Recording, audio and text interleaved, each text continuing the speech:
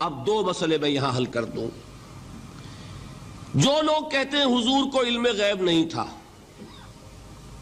اور جو کہتے ہیں تھا، بدقسمتی سے دونوں نے ڈیفینیشن علیحدہ کر لی۔ جو ڈیفینیشن نفی کرنے والوں نے کی ہے اس کی وجہ سے، اس کے اعتبار سے واقعتاً نہیں تھا۔ انہوں نے ڈیفینیشن یہ کی ہے، تعریف یہ کی ہے، وہ علم جو خود حاصل ہو جائے، اللہ کا عطا کردہ علم جو ہے وہ کہتے ہیں وہ غیب نہیں ہے۔ تو وہ بھی مانتے ہیں کہ ہر علم جو حضور کو حاصل ہے وہ اللہ کا عطا کردہ ہے۔ میں سائی والی میں یہ سارے مرحلے میں نے طے کیے نا اپنے زمانہ طالب علمی میں۔ مولانا منظور احمد شاہ صاحب ہیں سائی وال میں ایک، میں ان کے پاس حاضر ہوا۔ میں نے کہا جی یہ مسئلہ کیا ہے علم غیب کا، مجھے ذرا سمجھائیں۔ انہوں نے ایک کتاب اپنی نکالی کہ دیکھیے صاحب، ہم حضور کے علم کے بارے میں یہ باتیں مانتے ہیں۔ حضور کا علم حادث ہے، قدیم نہیں ہے۔ حضور کا علم محدود ہے، لا محدود نہیں ہے۔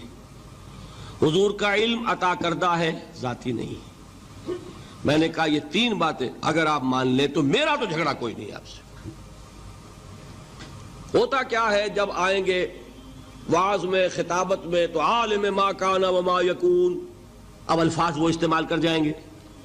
ایک واعظ ہے، عام مقرر ہے، واہ واہ ہوتی ہی نہیں، نعرے لگتے ہی نہیں، محفل میں گرمی آتی نہیں جب تک کہ ایسے مبالغے نہ کریں۔ لیکن وہ چیز لکھی ہوئی ان کے ہاں ہے کہ حضور کا علم حادث ہے، قدیم نہیں ہے۔ حضور کا علم محدود ہے، لا محدود نہیں ہے۔ حضور کا علم عطائی ہے، ذاتی نہیں ہے۔ ان تینوں چیزوں کے بعد کوئی بڑے سے بڑا وہابی اور بڑے سے بڑا اہل حدیث بھی انکار نہیں کرتا۔ باقی یہ بات جان لیجئے کہ غیب اور حضور یا شہادہ یہ در حقیقت عام انسانوں کے اعتبار سے الفاظ استعمال ہوئے ہیں۔ جب قرآن میں کہا جاتا عالم الغیب والشہادہ، اللہ غیب اور جو ظاہر ہے یا موجود ہے سب کا جاننے والا ہے، تو مجھے بتائیے اللہ کے لیے کوئی غیب ہے؟ اللہ کے لیے کوئی شے غیب ہے؟ تو کیوں کہا جا رہا ہے عالم الغیب والشہادہ؟ وہ ہمارے اعتبار سے کہا جا رہا ہے۔ جو تمہارے لیے غیب ہے اللہ اس کو بھی جانتا ہے، اور جو تمہارے سامنے اللہ اسے بھی جانتا ہے۔ اللہ کے لیے تو کل شہادہ ہے، کسی شے کا لا یعزب عنہ مثقال ذرۃ فی السماوات والارض، آسمانوں اور زمین کا ایک ذرہ بھی اس سے غائب نہیں ہوتا۔ غیب کا وجود کیا اللہ کے لیے؟ تو یہ الفاظ مستعمل ہیں ریلیٹو ہمارے اعتبار سے، اور ہمارے اعتبار سے جو شے غیب ہے اس میں سے ایک حصہ اللہ دیتا ہے نبی کو، تبھی تو نبی بنا۔ فرشتے کو دیکھا، فرشتہ ہمارے لیے غیب ہے۔ جنت دکھائی کہ نہیں دکھائی، ہمارے لیے غیب ہے کہ نہیں ہے۔ دوزخ کا مشاہدہ کرایا کہ نہیں کرایا، ہمارے لیے وہ غیب ہے کہ نہیں ہے۔ جو چیزیں ہمارے لیے غیب ہیں انہی کے پردے اللہ کچھ اٹھاتا ہے، کل غیب نہیں۔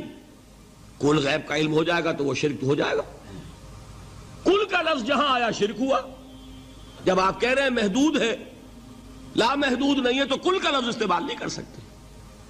لیکن غیب میں سے کچھ علم دیا گیا تبھی تو نبی بنا، ورنہ میرے اور نبی میں فرق کیا ہوا پھر؟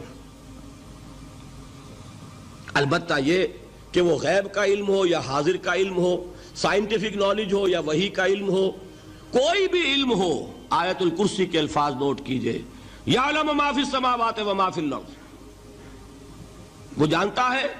ولا یحیطون بشیء من علمہ الا بما شاء، مخلوق میں سے کوئی بھی اس کے علم میں سے احاطہ نہیں کر سکتا مگر جتنا وہ چاہے۔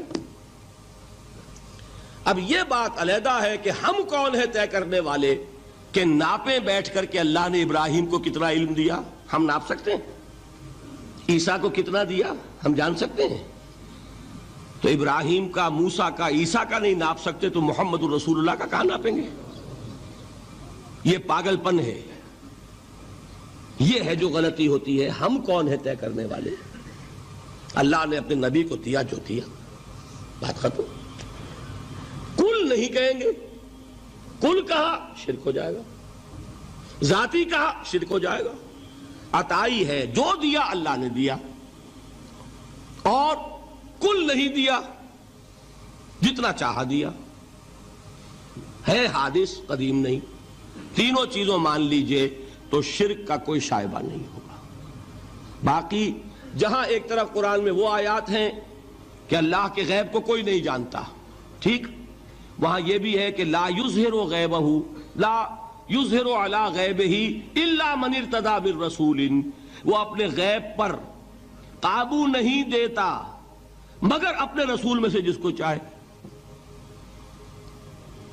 یہ دونوں آیتیں قرآن کی ہے کہ نہیں؟ اسی لیے در حقیقت جو غیب کی نفی کرتے ہیں حضور سے، وہ کہتے ہیں کہ از خود معلوم ہونے والی شے غیب ہے.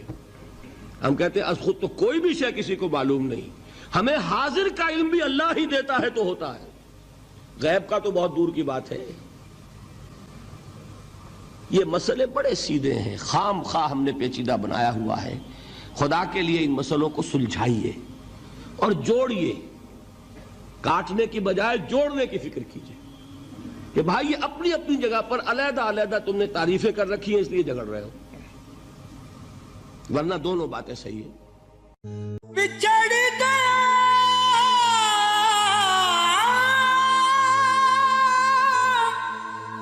میرے دل دا جانی، تے میں ککھاں وانگر رل گئی، پھلاں نال نازک جندڑی میری وچ کنڈیاں دے رل گئی. غم سجنا دے مار مکا